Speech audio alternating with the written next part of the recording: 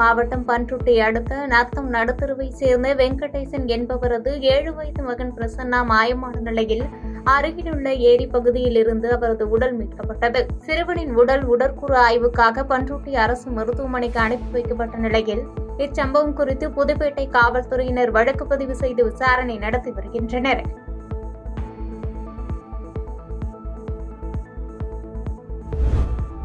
கன்னியாகுமரி மாவட்டம் நாகர்கோவிலில் செல்போன் டவரில் ஏறி நின்று குஜராத் மாநில போலீஸ் இம்ரான் கான் தற்கொலை முயற்சி செய்தார். இதுகுறித்து தகவல் அறிந்து அங்கு சென்ற நேசமணி நகர் போலீசார் அவரை நீண்ட நேரம் சமாதானப்படுத்தி கீழே இறங்க வைத்தனர். அப்போது தனது வங்கிக் கணக்கிற்கு ரூபாய் 15,000 யாரோ மாற்றி செலுத்திய பணத்திற்காக தனது வங்கிக் கணக்கை முடக்கிவிட்டதாகவும் இதனால் ஏற்பட்ட மன வருத்தத்தில் டவரின் மேல் ஏறி தற்கொலைக்கு முயன்றதாக தெரிவித்தார். தொடர்ந்து அவரிடம் இன்ஸ்பெக்டர் இசக்கிதுரை மற்றும் போலீசார் விசாரணை மேற்கொண்டனர்.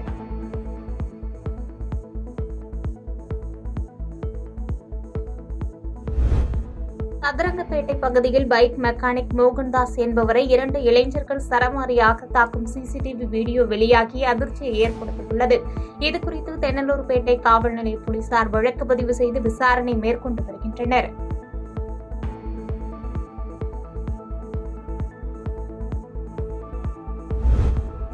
சென்னையில் அரசு பள்ளியில் மகாவிஷ்ணு பேசியது ஆன்மீக சொற்பொழிவு அல்ல, சனாதன சொற்பொழிவு என்று திருச்சியில் துரைவைகோ பேட்டியளித்துள்ளார். பூரண மதுவிலக்கு கொள்கையை அமல்படுத்த வேண்டும் என்பதே மதிமுகவின் கொள்கை என்றும் படிப்படியாக மதுக்கடையை அரசு மூட நடவடிக்கை எடுக்க வேண்டும் என்று வலியுறுத்தி பேசினார். மேலும் திமுகவுடன் கூட்டணி தொடரும் என்று கருத்து தெரிவித்தார். மதுவிலக்கு பொறுத்தவரைக்கும் எங்களுடைய கொள்கை மறுமலர்ச்சி திராவிட முன்னேற்ற கழகத்தின் கொள்கையை பொறுத்தவரைக்கும் பூரண மதுவிலக்கு தான். அதே எங்களுடைய இலக்கு. அது நாங்கள் எங்களுடைய தலைவர் வைகோ பொறுத்தவரைக்கும் காலங்காலமாக இதுக்கு சொல்லிட்டு இருக்கிறாரு. எங்கள் பாட்டியை உங்களுக்கு தெரியும், மாஹிமா, அவங்க 99 வயசில் 1வது இறந்தாங்க. அவங்க எங்களுக்கான சில எல்லா விஷயங்கள் நாங்கள் அரசாங்கத்துக்கு உண்டான அழுத்தத்தை கொடுத்துட்டு தான் இருக்கிறோம். குறிப்பாக சில இடங்களில் பள்ளி வளாகங்கள் இது மாதிரி போன்ற இடங்கள்லாம் மதுக்கடைகள் கூடாதுன்னு நாங்கள் சொல்கிறோம். சமீபத்தில் அந்த கள்ளக்குறிச்சியில் அந்த கள்ளச்சார மரணங்கள் வரும்போது கூட நடக்கும்போது கூட நான் சொன்னது இது போன்ற சம்பவங்கள் ஈடுபடுறவங்க குறைஞ்சபட்ச ஆயுள் தண்டனை நிறைவேற்றுன்னு சொல்லியிருந்தேன். அது சட்டமன்றத்திலுமே நம்முடைய முதலமைச்சர் இந்த மாதிரி கள்ளச்சார இது போன்ற குற்றங்கள் ஈடுபடுறவங்க அவங்க ஆயுள் தண்டனைங்கிறது இது சொல்லியிருக்கிறாரு. அது மதுரை திருமங்கலம் முகமது ஷாபுரத்தை சேர்ந்தவர் துளசிநாதன். செல்போன் கோபுர பராமரிப்பு வேலை செய்து வரும் இவருக்கு விஜயலட்சுமி என்ற மனைவியும் சஷ்டிகா என்ற 6 வயது மகளும் உள்ளனர். இந்நிலையில் இன்று காலை துளசிநாதன் தனது மகள் சஷ்டிகாவுடன் திருமங்கலம் அருகே உள்ள குதிரைசாரி குளம் விளக்கு பகுதியில் உள்ள சர்வீஸ் சாலையில் நடைபயிற்சி மேற்கொண்டிருந்தார்.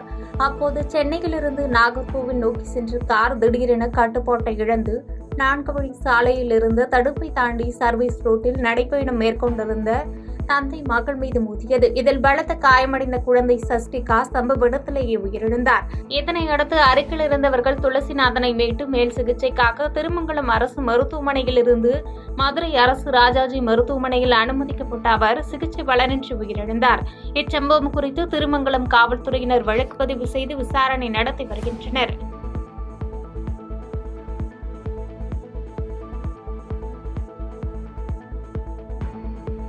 பாதகம் செய்பவரை கண்டால் நாம் பயங்கொள்ளலாகாது பாப்பா. மோதி மிதித்து விடு பாப்பா, அவர் முகத்தில் உமிழ்ந்து விடு பாப்பா.